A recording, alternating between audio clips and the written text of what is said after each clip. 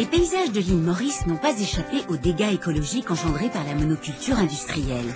Ces plaines fertiles ont donné place à de vastes champs de canne à sucre. Au loin, les hauteurs boisées paraissent être restées indemnes, ce qui ne les empêche pas d'être aussi vulnérables, sujettes à d'irréparables dommages.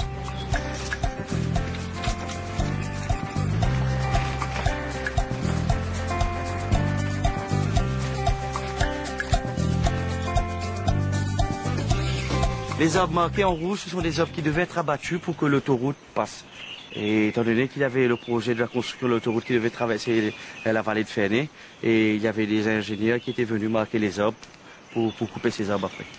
Bon, il y a plusieurs ONG telles que la Mauritian Wildlife Foundation et d'autres encore qui ont vraiment œuvré à faire stopper ce projet parce que la vallée de Ferney est très riche en faune et en flore endémique et indigène de Maurice. Reprenons le chemin, grimpons encore. La forêt se fait de plus en plus présente. Les paysages sont magnifiques. Les arbres de plus en plus gros semblent être là depuis la nuit des temps. Mais il n'en est rien. Le sud de l'île où nous sommes est la première partie à avoir été investie par ces découvreurs, les Hollandais de la Compagnie des Indes. Très vite, ils ont introduit des essences qui se sont invités dans les bois pour y prendre le pouvoir. Bon, il y a beaucoup d'arbres qui sont exotiques, c'est-à-dire des arbres introduits à l'île Maurice, comme le cannelier de Ceylan, introduit par les Hollandais à l'île Maurice, car ils voulaient commercialiser cette espèce. Mais étant donné que lorsque la cannelle pousse ici à l'île Maurice, le climat n'est pas approprié, l'écorce ne se détache pas du tronc. Étant donné qu'ils n'ont pas pu commercialiser l'espèce, les Hollandais ont laissé la cannelle pousser presque partout, dans toutes nos forêts maintenant, la cannelle existe. Et nous avons aussi l'arbre du voyageur, qui est un arbre exotique, ça vient de Madagascar. Et c'est très envahissant cet arbre. Et ça pousse, ça envahit parce que toutes les forêts qu'il y a à l'île Maurice. Ces collines sont des chasses ou des chassés, comme cela se dit ici. En effet, au XVIe siècle, les Hollandais ont introduit des cerfs de Java, dont les populations se sont multipliées et pour lesquelles la chasse est ouverte 2 mois par an. Le privilège de la vallée Ferney est d'avoir été préservée de ces animaux depuis plusieurs décennies. Et c'est maintenant que nous allons pénétrer la zone de conservation qui fait 200 hectares. C'est clos depuis très longtemps, et peut-être 25 à 40 ans. À l'époque, on avait seulement clôturé la réserve contre les cerfs et les sangliers. Mais on n'avait pas commencé à éradiquer les plantes exotiques dans cette partie de forêt. Une tâche de longue haleine, un travail de titan sont entrepris ici depuis quelques années. Les plantes exotiques sont systématiquement détruites et leurs rejets coupés régulièrement. De cette façon, les plantes endémiques retrouvent une chance de ne pas perdre le combat de tout arbre dans la forêt, qui est celui d'accéder à la lumière afin de pouvoir survivre.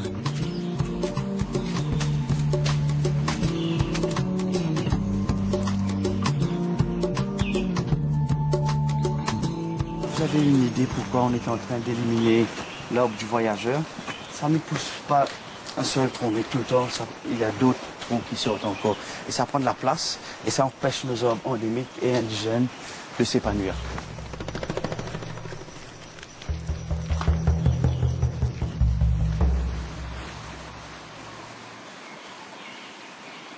Et bien ici, nous avons le fameux bois clou. C'est vraiment cet arbre-là qui a fait stopper le projet de l'autoroute.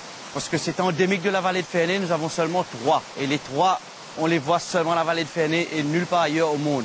Et le seul visible sur le sentier qu'un visiteur puisse voir au monde, c'est celui-là. C'est le bois clou. Et les scientifiques croyaient que cette espèce était éteinte il y a plus de 100 ans. Ce n'est qu'en 2003, lorsque les botanistes ont commencé à explorer la vallée, qu'ils ont redécouvert l'espèce.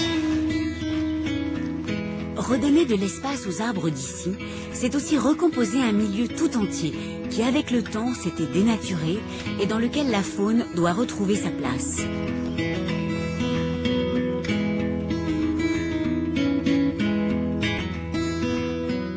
C'est le bois de lait qui est endémique de l'île Maurice et de l'île de la Réunion.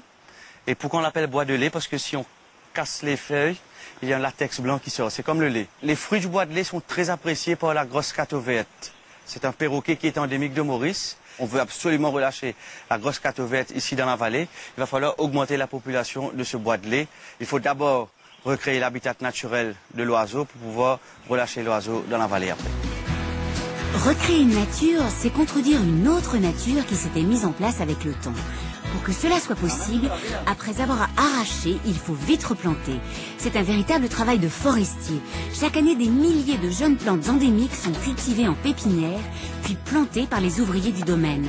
Ce travail est le prix à payer pour retrouver un paysage que l'on n'avait pas vu ici depuis plusieurs siècles.